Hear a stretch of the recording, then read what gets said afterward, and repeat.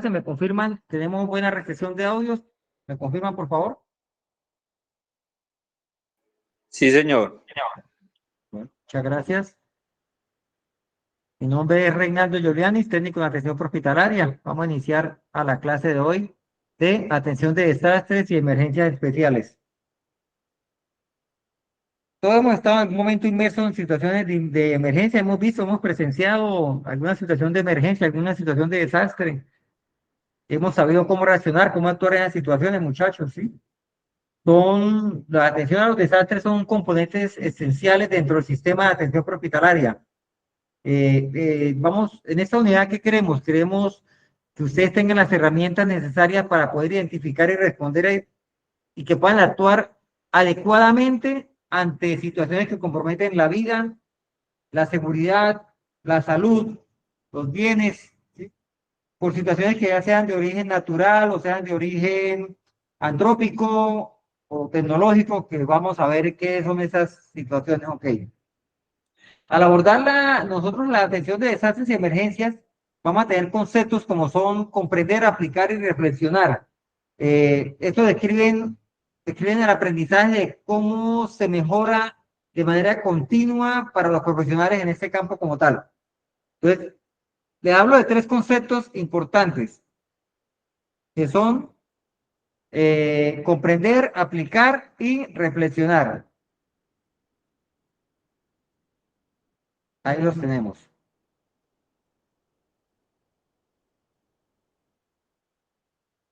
Tres conceptos, comprender, aplicar, reflexionar. ¿Qué, qué, qué significa comprender en medio de esas situaciones que podemos estar expuestos nosotros? Son fases. La fase comprender se enfoca en el conocimiento teórico y el análisis antes, durante y después de un desastre. Hay que comprender la dinámica de ese desastre, ¿sí? Durante el desastre, antes del desastre, después del desastre. Es un orden. Antes, durante, después del desastre como tal. Entonces, la definición de comprender sería, son el conocimiento fundamental sobre el riesgo, la amenaza, la vulnerabilidad y la gestión de la respuesta ante esa emergencia como tal. ¿Qué es lo que vamos a comprender?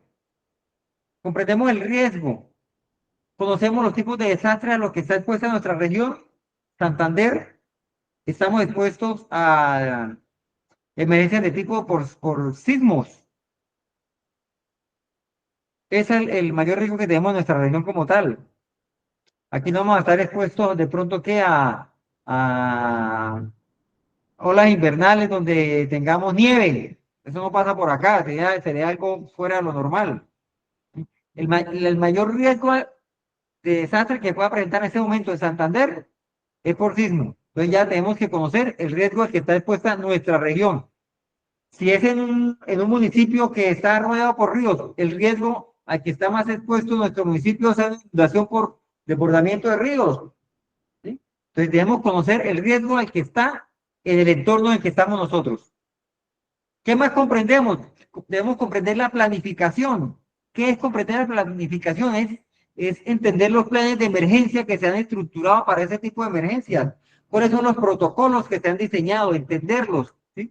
Entender el triaje, tipos de triaje, el STAR, el SAL, que ahorita lo vamos a ver, ¿sí? Entender esos tipos de triaje. Entender cómo está la estructura del comando, sistema comando incidente, ¿sí? ¿Qué recursos tenemos? ¿Cuál va a ser la asignación de recursos para atender la emergencia? ¿Sí?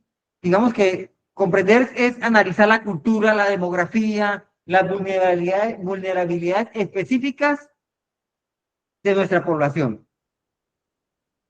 ¿Y cuál es el objetivo de la fase comprender? Es tener una visión completa de la situación, los peligros potenciales y los recursos necesarios antes de actuar, prepararnos para lo que se pueda presentar como tal. Entonces, eso con respecto a comprender. Aplicar. ¿A qué se refiere con aplicar? Vamos a poner en práctica los protocolos, poner en práctica los conocimientos, los procedimientos, las habilidades, las técnicas de una manera efectiva, segura, coordinada. Ya, vamos a la práctica. Eso es aplicar. ¿Qué es lo que vamos a aplicar? Los protocolos operativos. Vamos a hacer una clasificación del triaje de los pacientes, ya lo sabemos, vamos a aplicarlos, ¿sí? Vamos a implementar la ruta de evacuación, ya tenemos conocimiento, sí, vamos a aplicar la ruta de evacuación, por aquí es donde tenemos que salir, ¿sí?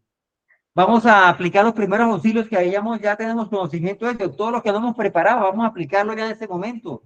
Vamos a desarrollar las habilidades de liderazgo de cada uno de nosotros, de cada quien va a asumir el rol que le corresponde dentro del sistema de comando incidente, dentro de esa emergencia como tal, ¿sí? Aprender a comunicarnos de manera clara, precisa y concisa con todos los actores del sistema como tal, con todos los organismos de socorro, con la comunidad como tal. Vamos a aplicar el optimizar los recursos, la gestión de los recursos. ¿Cómo asignamos los suministros que tenemos? ¿Cómo distribuimos el personal, los vehículos, según las prioridades que se presentan en la emergencia como tal? Eso sería en cuanto a aplicar. Y algo, bueno, el objetivo de aplicar es, en base al conocimiento adquirido, a las prácticas realizadas, a la hora de aplicarlo, vamos a tener la intención de poder salvar el mayor número de vidas. Vidas, bienes, mitigar el daño residual que genera esa emergencia. ¿De qué manera? De una manera rápida, eficiente, utilizando todo el conocimiento que tenemos. Así aplicamos. Y tenemos la fase de reflexionar. Es muy importante la fase de reflexión. Esta la aplicamos después de la ocurrencia del hecho, después de que la emergencia ya se dio en hecho, fundamentada como tal. ¿Sí? ¿Para qué? Para tener un aprendizaje donde hacia un futuro vamos a poder hacer mejores planes de emergencia para nuestra región como tal. Entonces, reflexionar es evaluar críticamente, de una manera crítica constructiva, las acciones tomadas durante esa situación, los resultados obtenidos, el desempeño del personal en la emergencia que sucedió. Vamos a analizar las cosas buenas que se hicieron para mantenerlas y las fallas que se cometieron para mejorarlas, ¿sí? Es importantísimo la reflexión. ¿Sobre qué vamos a reflexionar? La eficacia de nuestra respuesta, por ejemplo. ¿Qué tan efectivos fuimos nosotros? ¿Cuánto fue el tiempo de atención? ¿Cuánto fue el triaje? ¿Cómo fue el triaje que se le realizó a los pacientes? ¿Fue efectivo? ¿Sí? ¿Fue el adecuado? ¿Hicimos un correcto triaje de los pacientes como tal? ¿Las víctimas fueron clasificadas correctamente según la complejidad que tenía cada uno de ellos?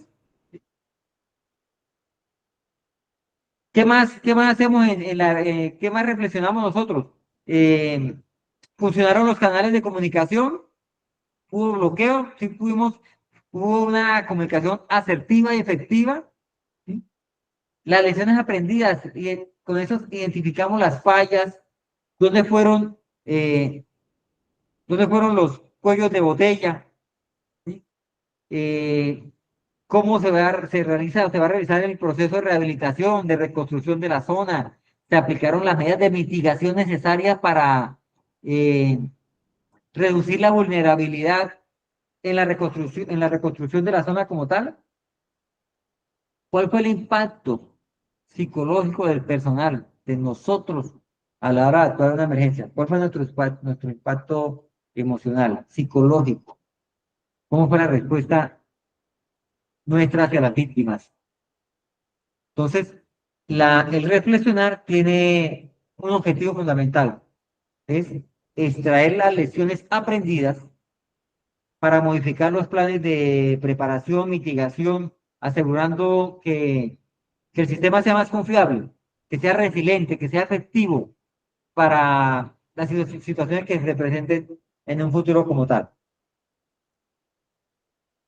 Entonces, comprender cuál es el rol que tenemos en cada situación, aplicar toda la preparación que tuvimos, aplicarla en el momento de la emergencia y reflexionar, que es en la fase en la cual vamos a analizar las situaciones que se presentaron, qué mejoras podemos hacer al campo como tal. ¿Sí? Bueno, tenemos definición de desastre y emergencias especiales. ¿Qué es un desastre?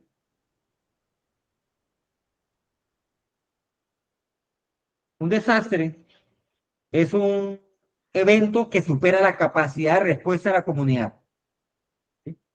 Genera una alteración grave del funcionamiento normal del municipio o de la zona que está afectada.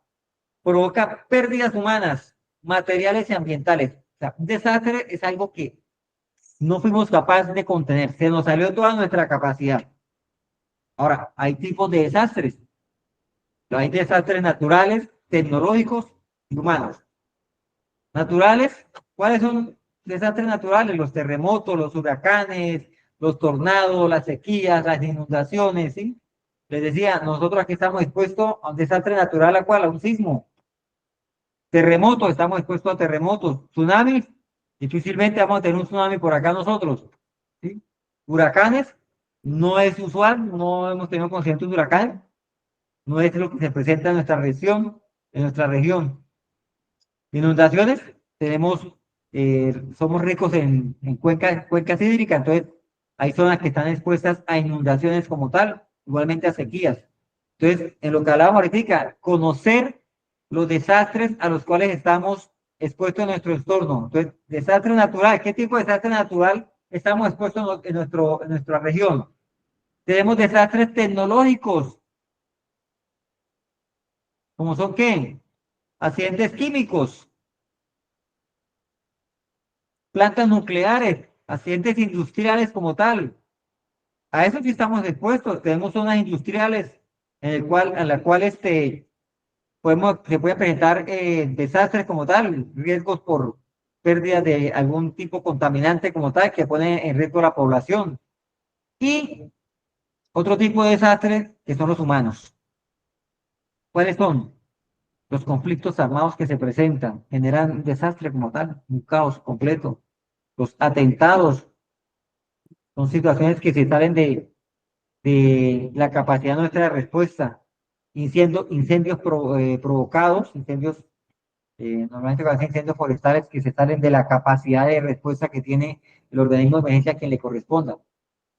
Y las emergencias especiales son situaciones que desbordan toda capacidad local de respuesta. Se requiere activación de protocolos especiales, recursos adicionales, ¿sí? Para su manejo. Esos son eh, las emergencias especiales. Tienen otro tipo de clasificación. Los podemos clasificar por su origen. Entonces, por su origen, ya dijimos que están los naturales, que son los causados por fenómenos de la naturaleza como tal. Pero también tenemos los antrópicos, que son los provocados por el hombre, voluntario o involuntariamente. Incendios estructurales, accidentes de tránsito masivos, hay múltiples víctimas, derrames químicos, atentados, son situaciones generadas por el hombre, son los antrópicos. Tenemos naturales, antrópicos y mixtos. Lo mixto es la combinación de ambos orígenes, donde se mezcla un desastre natural por una acción del hombre humano, como los deslizamientos por procesos de deforestación, ¿sí? Inundaciones por represas artificiales que genera el hombre como tal. ¿Sí? También lo podemos clasificar por la magnitud del desastre, de la emergencia. Puede ser local, regional, nacional. Local, como lo indica su nombre, afecta a una comunidad específica como tal. ¿sí? Los recursos son suficientes para atender la emergencia como tal. Se presentó un incendio y el equipo de bomberos del municipio tuvo capacidad para responder a ese incendio como tal. Tenemos, por la magnitud, puede ser regional, genera un impacto en varias comunidades, se requieren recursos regionales. Entonces, en otros municipios entran a apoyar la emergencia como tal. Y el nacional afecta gran parte del país, genera un colapso en el país como tal. Necesita movilización del recurso nacional. Entra el gobierno central a, a tomar el mando para tomar decisiones en cuanto a eso. A ver, ahí tenemos en la presentación un ejemplo, el terremoto de Armenia fue por su magnitud, fue nacional. Un ejemplo, por ejemplo, a ver, una situación donde una ambulancia llega a un sitio donde hubo una explosión por una planta química. Hay un número de personas lesionadas, hay 10 personas heridas, algunas con quemaduras, otras con dificultad respiratoria, otras con dificultad por inhalación de las sustancias que están en el ambiente. ¿Qué hacemos nosotros como primer respondiente de un sistema de emergencias como tal? Tenemos que identificar el tipo de emergencia que se presenta. ¿Sí? Ya sabemos que por materiales peligrosos, activar el protocolo de materiales peligrosos, realizar un triaje inicial. Si no tenemos los equipos de bioprotección, según el tipo de sustancia expuesta, no podemos entrar. Porque acuérdense que yo, primero me protejo yo para poder ayudar a los demás. Bueno, y hay unas fases para el manejo de los desastres también. A ver,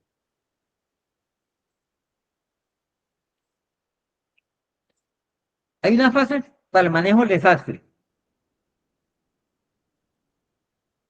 Son, tenemos prevención, mitigación, preparación, respuesta, recuperación. En el manejo de un desastre se organiza generalmente un ciclo de gestión de desastre que incluye varias etapas. Estas etapas a menudo agrupan tres momentos principales: antes, durante y después del evento. Entonces, cada una de las etapas va a llegar un momento de la emergencia como tal. Las fases que tenemos para los desastres son mitigación o prevención. Esas son las medidas que se toman antes del desastre. Son todas las medidas que se buscan para evitar que un fenómeno se convierta en un desastre, prevenirlo o reducir los daños que puede causar. Sería, por ejemplo, cuando se hacen los muros de contención, aquí hay un riesgo de que haya un deslizamiento, hagamos muros de contención. Eso es prevención. La, las campañas que hacemos de socialización con la gente, eso es prevención para que sepan cómo actuar, estar preparados también para eso, ¿no? Entonces vamos a preparación. Preparación son todas las acciones que se planifican para organizar y estar listos. Son los procedimientos que organizamos para actuar en el momento de la desastre. Son los equipos que vamos a tener listos. Son los recursos que hemos destinado para una respuesta rápida y efectiva. Son los planes de evacuación que tenemos ya instalados en nuestra empresa, que hemos socializado en nuestra casa con nuestra familia. ¿Sí? Nosotros como organismo de socorro también tenemos nuestros planes de evacuación. Son los simulacros que se realizan para estar preparados ante esa situación. Es el acopio, el abastecimiento de suministros, ¿sí? Sepamos que vamos a tener suficiente agua, suficiente comida, porque ¿sí? Va a haber un colapso y no va a haber suministro de agua potable, ¿sí? Es prepararnos para eso. ¿Dónde vamos a obtener el recurso para eso? Y tenemos la respuesta. Esa respuesta es durante, es inmediatamente después del desastre. Se presentó el desastre, ¿qué respuesta tenemos? Cómo vamos a reaccionar? Entonces son las actividades inmediatas que se llevan a cabo para salvar vidas. ¿Con el fin de qué? De reducir el impacto. ¿Sí? Con el fin de atender la emergencia ya. Eso incluye, ¿qué incluye? Búsqueda y rescate, salvamento, atención médica de emergencia, triaje, clasificación de atención inmediata de personas lesionadas, evaluación, una evaluación rápida de los daños y de las necesidades que hay en el momento. Es la primera evaluación que se hace. Empezar a determinar qué necesidades hay con el fin de tener el suministro de ayuda humanitaria, gestión de albergues, gestión de recursos, gestión de todo lo que se requiera para atender esa respuesta como tal. Y tenemos otro proceso, que es el de otra etapa, que es la de recuperación. Eso es lo que se hace después del desastre. Ya pasó la emergencia, ya tenemos los personas lesionadas, ya tenemos atendidos, tenemos los albergues organizados, ¿sí? Hay que darle un proceso de recuperación a la zona afectada, ¿sí? Hay que rehabilitarla, hay que mirar si, bueno, cuántas casas sufrieron afectaciones, se pueden arreglar, toca tumbarlas y construir nuevas, toca cambiar el municipio para otro sitio. Eso es recuperación.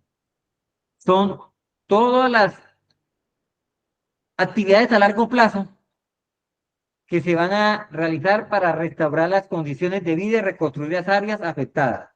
¿Sí? Entonces hay un proceso de rehabilitación. Sería restablecimiento a corto plazo de los servicios básicos esenciales. Lo que se cortó, hay que ahí ver cómo lo reconectamos. Que haya nuevamente agua, que haya energía eléctrica, que haya vías de comunicación. ¿Sí? Así sea de forma temporal, pero en rehabilitación, dale, eh, rehabilitar los servicios básicos como tal. Reconstrucción sería los esfuerzos que se hacen a mediano, largo y mediano, al corto, mediano y largo plazo para reparar permanentemente la infraestructura afectada. Volverle a garantizar a la comunidad que tengan sus condiciones socioeconómicas, ¿sí? Para reducir los riesgos a futuro, para reconstruir, que ojalá vuelva a quedar mejor lo que se afectó. Eh, pero también tomando medidas para que no vayan a haber a un futuro afectaciones nuevamente como tal. ¿Sí? ¿Qué les digo? Que eso es un ciclo, ¿sí? Un ciclo que lleva un orden. Entonces decía, mitigación y prevención, preparación, respuesta, recuperación. Recuperación se comparte en dos partes, ¿no? Que es la rehabilitación y la reconstrucción.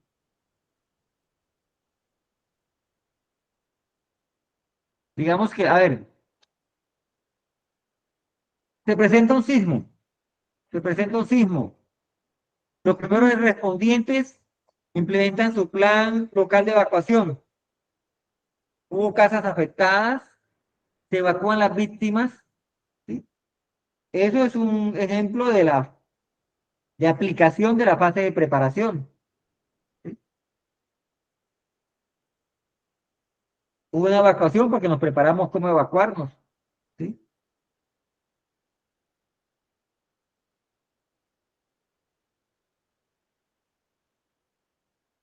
Bueno, chicos, vamos claros hasta el momento, ¿no? Tenemos el triaje. Triage. ¿Qué es el triage? Todos hemos ido alguna vez a la clínica y nos dicen, pase primero por triage. Y llega una enfermera allá, nos toma los signos vitales, mira cómo estamos, pregunta qué tenemos, y según como los resultados que tenga, nos da una clasificación. Entonces, es un proceso esencial en medicina, sobre todo en medicina de urgencias, ¿sí? Porque con él vamos a clasificar, vamos a priorizar la atención de los pacientes según su gravedad. según su estado clínico. Y determinamos las posibilidades de supervivencia, hablando de emergencias, sobre todo cuando los recursos son limitados como tal. Entonces, el sistema, hay varios sistemas de triage. Eh, Cuando hay múltiples víctimas, está el STAR, START y el SALT, SALT. Son métodos de triaje básico hospitalario, están diseñados para que de una manera rápida, en menos de un minuto, poder clasificar a los pacientes. De una manera eficiente en la escena de un incidente, de accidentes múltiples, de múltiples víctimas, ¿sí? El STAR y el SALT. El SALT es un poco más, eh, digamos que el STAR es muy rápido, pero el SAL, ya digamos la diferencia del SAL nos permite hacer intervenciones con el paciente de manera inmediata como tal. Entonces, el STAR, START, simple, S de simple, T de triaje, clasificación, A, en inglés, I, I, R, rapid, I, de tratamiento. Entonces, es un triaje sencillo y tratamiento rápido. ¿Cuál es el objetivo de este sistema de triaje? Tiene un objetivo que consiste en clasificar a las víctimas usando tres parámetros. ¿Cuáles son? Tres parámetros. Marcha, respira, estado mental. Entonces, ¿qué hacemos cuando estamos en un evento? La persona se puede mover, la persona respira, ¿cómo está su estado mental? ¿Sí? Órdenes sencillas. Marcha, respiración, estado mental. Es, es rápido, ¿sí? Su enfoque principal es la evaluación rápida de las funciones vitales. Entonces, si marcha, función motora, bien. Respira, ¿sí? Su estado mental, está consciente, inconsciente, es muy rápido.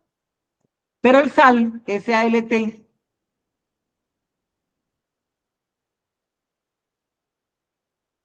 son cifras en inglés, pero que al español básicamente lo que quiere es clasificar, evaluar las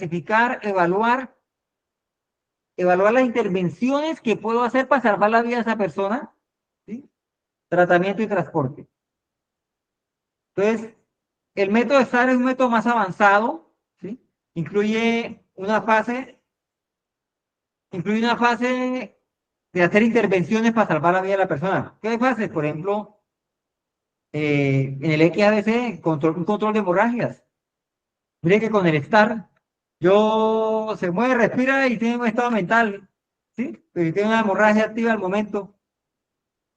Con el SAL, yo de una vez hago control de hemorragias, ¿sí?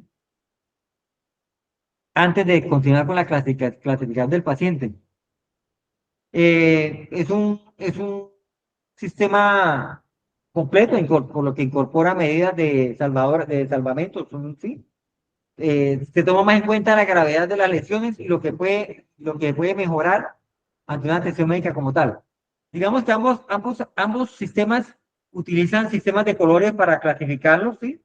Y se asignan según la prioridad de los pacientes, ¿sí?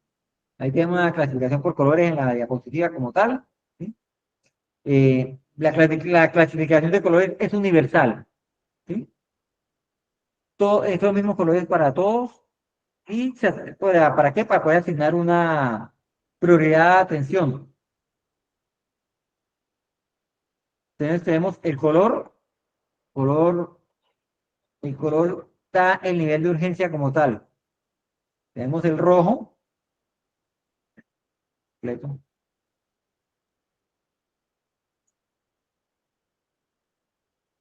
Tenemos el rojo. ¿Qué nos dice el color rojo? Es una urgencia vital. El color rojo es una urgencia vital, requiere atención inmediata, requiere maniobras de reanimación o presenta riesgo de muerte inminente. Es el rojo. Tenemos el naranja. Ojo, el rojo es urgencia vital. El naranja es riesgo vital. ¿Qué quiere decir? Que la condición puede deteriorarse rápidamente. Requiere un tiempo de atención eh, entre 10 y 15 minutos. Se puede deteriorar el paciente. Sigue el amarillo. El color amarillo, con el número 3, es urgente, pero el paciente está estable. ¿Tiene un potencial riesgo? Sí, claro, si no se trata, ¿no? Requiere un diagnóstico, un tratamiento rápido, pero tiene mayor tiempo de atención. Una atención no menor a 60 minutos. Tenemos el nivel 4, que es el verde, menos urgente, una urgencia menor. No compromete el estado general ni presenta, no compromete el estado, no tiene riesgo vital, ¿sí? Puede esperar hasta 120 minutos, 2 horas. El azul no es urgente, son problemas, pacientes que pueden tener problemas crónicos o problemas leves, no relacionados con la situación que presenta al momento, puede tener una demora prolongada, ¿sí? Y no tengo aquí el color negro, son pacientes que no hay prioridad. ¿Por qué no hay prioridad? Porque son pacientes que ya están fallecidos o son pacientes agonizantes que tienen unas lesiones que ya son incompatibles con la vida. Entonces no vamos a desgastar un recurso, un tiempo en un paciente que no va, no, las lesiones que tienen no son compatibles con la vida. Por tanto, son decisiones difíciles, pero sabemos que el paciente no va a progresar. Entonces avancemos en un paciente clasificación rojo que tenemos oportunidad de salvarle la vida para tal. ¿Sí? A ver, por ejemplo, unos ejemplos de rojo, clasificación rojo, que es prioridad 1. Puede ser un paciente que tenga una amputación por el trauma, una extremidad que está presentando una hemorragia activa, una hemorragia arterial incontrolable. ¿Sí? ¿Qué hay que hacer? Torniquete, control de hemorragias inmediatamente. El paciente puede salvarse, pero hay que hacer el control de hemorragia como tal. ¿Sí? Hay un riesgo vital, un riesgo inmediato a ese paciente. ¿Sí? Se requiere una intervención, control de hemorragias y apoyo respiratorio. Salvamos esa vida. El amarillo, un ejemplo de amarillo. Un paciente por el traumatismo tiene una fractura abierta en el fémur, una fractura de fémur abierta, expuesta. Está consciente, respira adecuadamente, tiene pulso radial, no tiene hemorragia activa. Tiene una lesión grave, claro que sí. Y requiere una cirugía de ese paciente, claro que requiere una cirugía. Pero está hemodinámicamente estable, no tiene riesgo vital inmediato, puede esperar. Un ejemplo del verde. Un ejemplo para verde puede ser un paciente con múltiples contusiones, ¿sí? De pronto laceraciones superficiales, no tiene hemorragia, no tiene fracturas, ¿sí? Puede levantarse, puede caminar por sí mismo, no necesita ayuda, ¿sí? Son lesiones leves, no son de riesgo vital. El paciente puede inclusive hasta evaluarse, está consciente, puede esperar en otra zona a que llegue la atención médica mientras atendemos a unos pacientes más críticos. Y el negro, paciente expectante o fallecido. Paciente no respira. ¿Sí? Hicimos alguna maniobra, tratamos de abrir el control de hemorragia, se le abrió la vía aérea, ¿sí? No tiene ningún signo. El paciente tiene signos de muerte evidentes, ¿sí? O pacientes que ya tienen rigor mortis, Encontramos un paciente decapitado, no hay nada que hacer.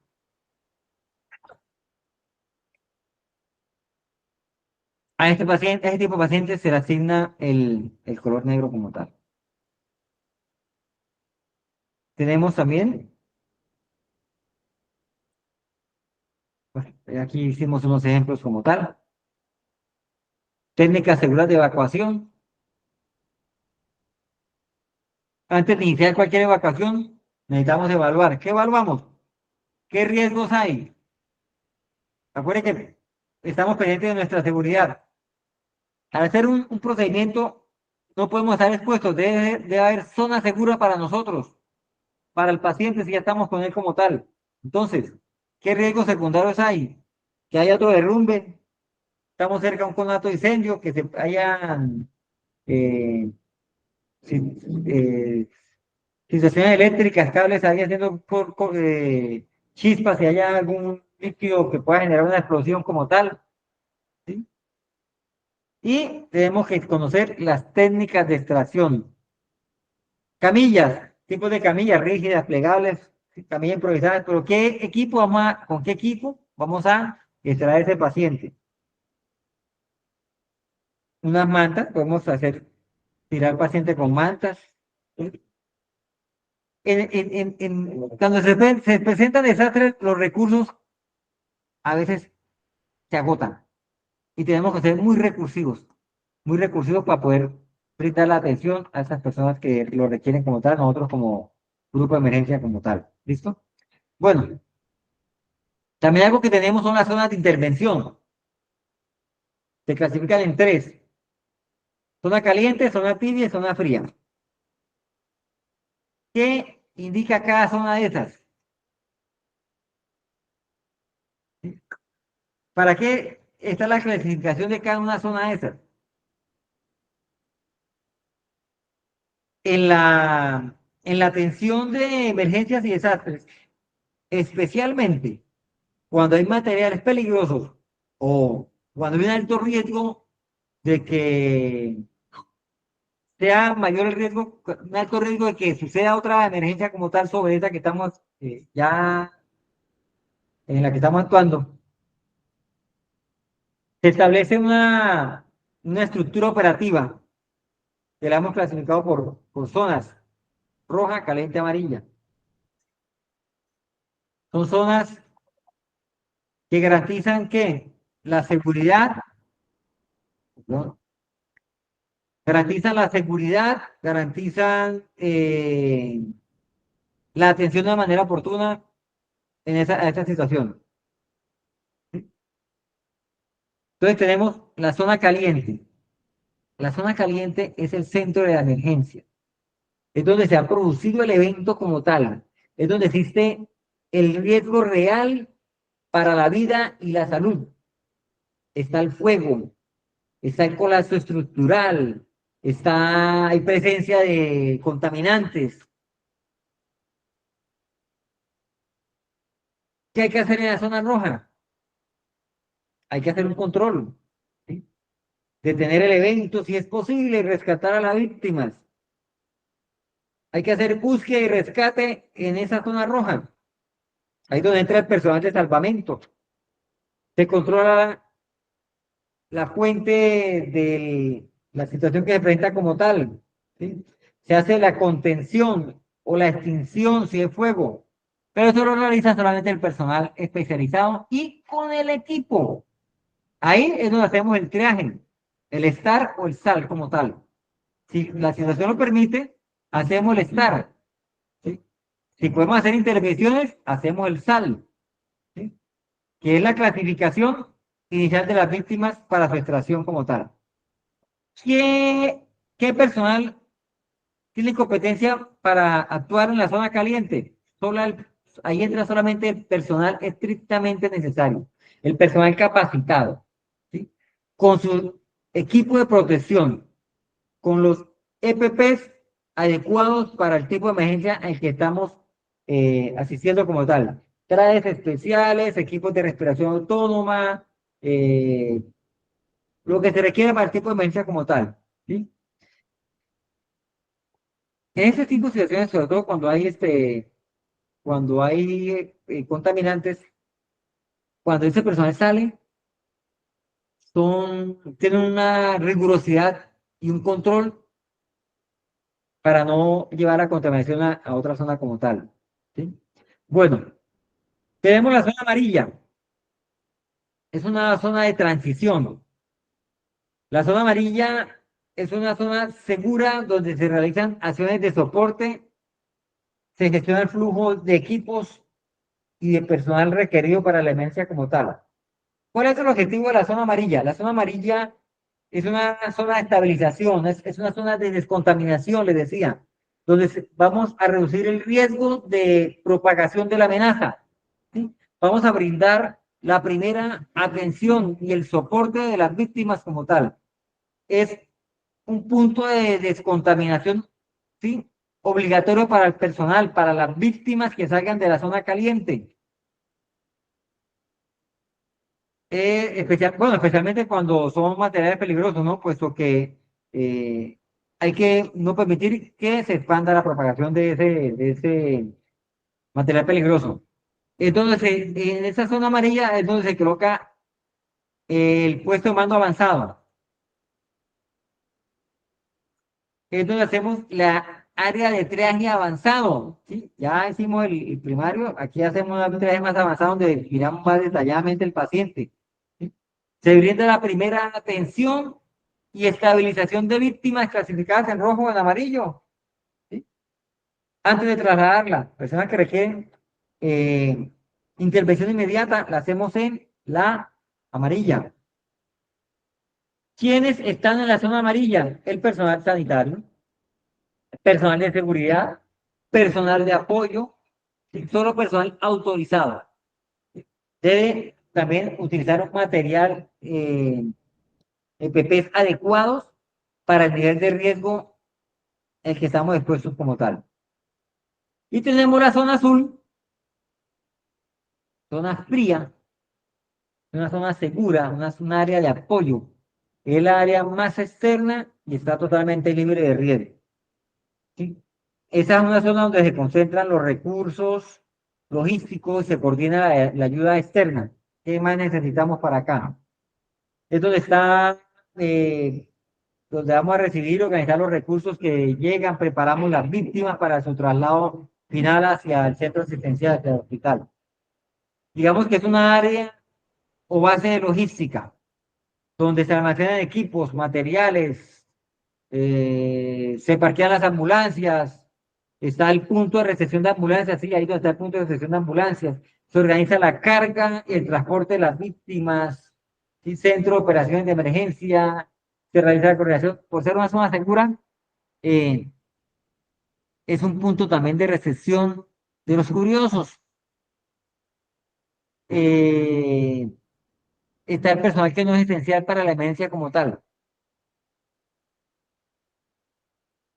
Estas zonas de intervención son una estructura que asegura al personal con la protección y el entrenamiento necesario frente a los conflictos que se presenten. Es importante que cada quien dentro del rol que desempeña en un evento sepa en qué zona debe y puede estar como tal, ¿no?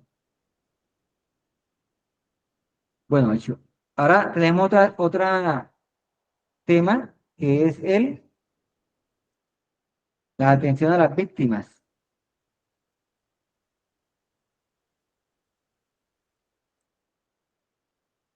Atención a las víctimas de un evento. ¿Qué implica eso, muchachos? Hacer un triaje, ¿eh? Una evaluación. Son las intervenciones o las prioridades de atención clínica en el lugar del evento. Son los primeros auxilios que se hacen a las personas implicadas.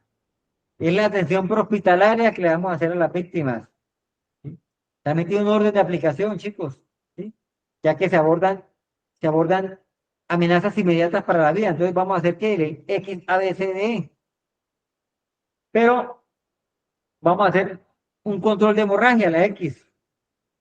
Esta es una de las prioridades más altas en atención de ese tipo de víctimas, ya que la pérdida masiva de sangre, la hipovolemia, puede llegar rápidamente a una persona a un estado de shock y desencadenar la muerte. Entonces, ¿cuál sería el objetivo? El objetivo es detener o minimizar la pérdida de sangre, especialmente las hemorragias arteriales, ¿sí? Para prevenir el shock hipovolémico. ¿Cómo lo hacemos? Con presión directa, aplicamos presión firme sobre la lesión, la herida que tiene el paciente, constante directa sobre la herida, con una gasa estéril o un paño limpio durante un tiempo, 10 minutos. Si la sangre, vemos que la sangre traspasa el apósito, se añade otro encima, no se retira el que está, ¿sí? Sin retirar, no retiramos, simplemente colocamos apósitos encima. Esa es la técnica básica. Tenemos técnicas avanzadas, que ya es la aplicación del torniquete. En caso de que una hemorragia sea incontrolable, vamos a aplicar el torniquete que se aplica en extremidades, ¿sí? Para evitar riesgos de amputación de la persona. Ahí, ya veremos otras clases cómo es la técnicas o las normas para poder colocar los torniquetes de control de hemorragias, ¿sí? ¿Qué más hacemos? Inmovilización del paciente. La inmovilización se aplica cuando se sospecha de lesiones osteoarticulares graves, como fracturas, como luxaciones, como esguinces, o cuando hay lesiones se sospecha que hay lesiones de la columna vertebral o de la médula espinal. ¿Qué objetivo tenemos en esta? ¿Sí? Vamos a suprimir, limitar el movimiento del miembro que está lesionado o el segmento que está lesionado con el fin de disminuir el dolor, prevenir el agravamiento de la lesión. Por ejemplo, un hueso roto, un hueso fracturado, perdón, puede cortar un vaso, generar una hemorragia, puede cortar un nervio, ¿sí? Y con eso estamos evitando desarrollar lesiones secundarias. ¿Cómo hacemos la inmovilización? Utilizamos materiales, férulas, cartón, vendas, cabestrillos para fijar la extremidad. Ya a niveles de la columna cervical, ¿sí? La inmovilización de la columna cervical o el movimiento en bloque de la víctima son mandatorios, ¿sí? Usando collarines, cervicales, camillas rígidas, tablas espinales, ¿sí? La idea es no mover hasta no inmovilizar, ¿sí? Y tenemos otro que es la PLS, posición lateral de seguridad. La posición lateral de seguridad es una maniobra de posicionamiento crítico para el paciente inconsciente, paciente que respira pero tiene pulso, paciente no requiere reanimación, lo vamos a llevar a una posición lateral de seguridad, no podemos dejarlo tirado como está el paciente. ¿Qué queremos con la posición lateral de seguridad? Queremos mantener una vía aérea permeable, que el paciente pueda respirar, que no vaya a haber atragantamientos, ¿sí? El paciente puede vomitar, se atraganta con su vómito, ¿sí? La lengua puede obstruir la faringe. Entonces, con la posición lateral de seguridad estamos evitando eso. ¿Cuál es la técnica?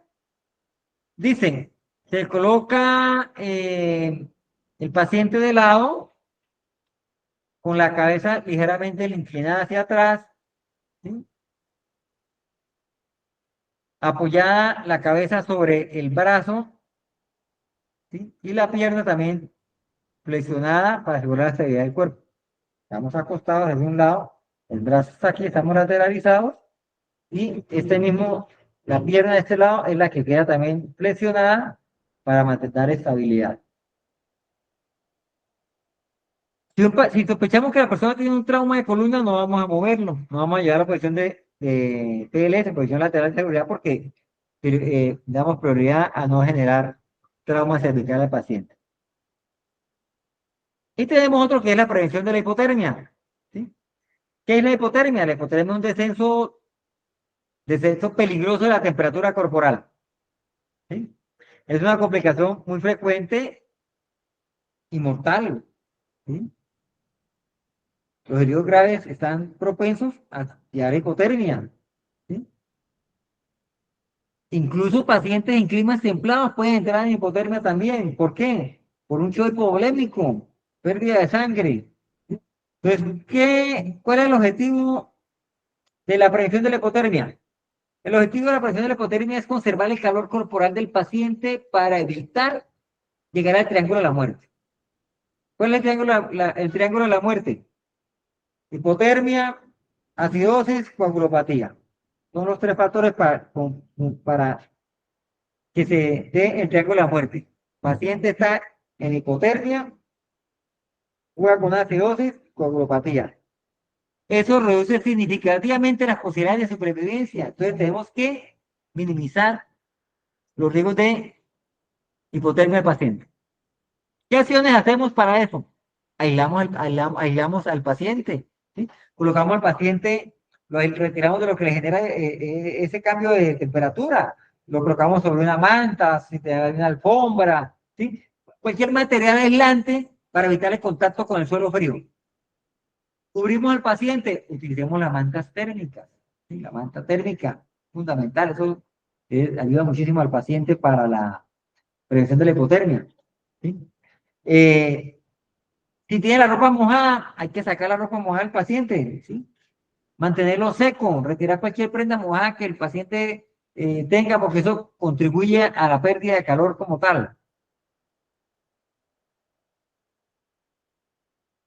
La atención en el sitio debe ser rápida y efectiva, enfocada a estabilizar para el traslado.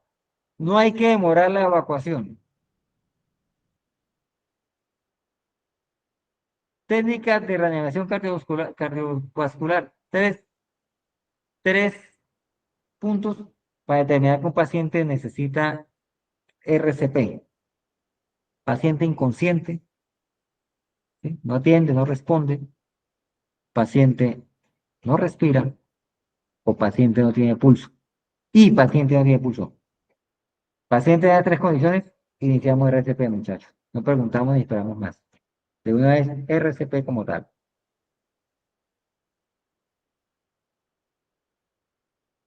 Entonces, hemos tenido eventos, historia de eventos sucedidos en Colombia, el de Mocoa, Putumayo, 320 personas fallecidas. ¿Por qué? El desbordamiento del río Mocoa, una grave situación en ese municipio. 400 personas heridas, 17 barrios, 1.500 viviendas afectadas o destruidas como tal. ¿Cómo fue la respuesta? Activación de equipos de emergencia, fue una emergencia nacional, y sobrepasó la capacidad de respuesta. Se establecieron puestos de médicos avanzada, evacuación aeromédica de pacientes críticos, hubo una coordinación institucional entre todos los organismos de socorro, Cruz Roja, Defensa Civil, Unidad Nacional de Gestión del Riesgo y Desastres, todos a cubrir el evento como tal. Entonces, chicos, para reflexionar, es importante saber si en nuestra empresa, en nuestra institución, donde estamos nosotros, en nuestro hogar, cuenta con protocolos para eventos que se presenten, si los conocemos, sabemos cuáles son. ¿Sí? Arranquemos por nuestra familia, muchachos. Ahorita pongan en la tarea, señalen una fecha, reúnen todos, así como reunimos a tomar un café, a compartir una comida, aprovechemos espacio para organizarnos cómo lo vamos a preparar cuando estemos en una situación de emergencia, un sismo como tal. ¿Sí? ¿Qué habilidades tiene cada uno de la familia para aportar en una situación como esa? o qué habilidades no tenemos y debemos empezar a desarrollar. ¿Qué recursos tenemos disponibles para responder ante la emergencia como tal? ¿Listo, chicos? Entonces, eso sería todo por el tema de hoy de la clase que hemos visto. Es un tema muy importante, no sabemos en qué momento se va a presentar nuestra emergencia y debemos estar preparados para ello, muchachos. ¿Sí? Desastres y emergencias especiales. En cualquier momento podemos estar nosotros expuestos, inmersos en una situación como esas, ya sea como partícipes de un organismo de socorro o como víctimas como tal, muchachos. Entonces, eh, damos por terminada la clase de hoy. ¿Hay alguna pregunta? ¿Algo que quieran complementar? ¿Quedó todo muy claro lo que vimos? ¿Sí? ¿Algo por fortalecer, muchachos?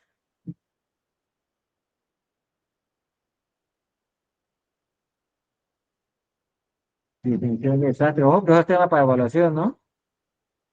Chicos, la clase ha sido grabada. Si quieren volver a verla más tarde, es importante que apliquen para ver la grabación si les queda alguna duda como tal. En su defecto, les recuerdo, mi nombre es Reinaldo Giuliani, estoy aquí para servirles, colaborarles en cualquier momento que requieran. Con mucho gusto les puedo complementar alguna situación que presente de la clase. CELAT Colombia está para servirles, muchachos. Es todo por hoy. Dios los bendiga. Buenas noches. Buenas noches, muchas gracias. Buenas noches, muchas gracias.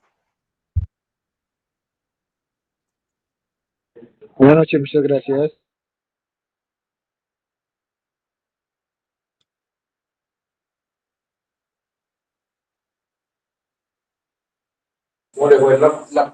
Profe, muchas gracias, muy gentil, muy amable. ¿No? Se aprende bastante sobre el tema. Yo soy bombero y tengo que ver mucho con ese, en el caso de emergencias. Y pues la verdad, muy interesante la clase, profe, muy amable, muy gentil. Juan Pablo, eso lo vemos todos los días en bomberos. O sea, nosotros como bomberos, bueno, digo nosotros, no soy bombero, pero el equipo de bomberos es el día a día, preparados para cualquier emergencia. Tenemos ya ahorita el 22, 26, el simulacro nacional de emergencias. Vamos a estar participando con la comunidad, ¿no? Organizando todo. Sí, señor, acá ya pues tenemos ya organizado ese tema. Se van a ir a empresas, aparte de eso, pues ya está montado aquí con la alcaldía municipal del municipio de Pereira y con otras entidades y grupos, pues hermanos como la Defensa Civil, Cruz Roja y otros que Correcto. vamos a estar pues pendientes de esta actividad. Profe, Muchísimo, agradeciéndole Pablo. mucho, Dios me lo bendiga, se cuida mucho.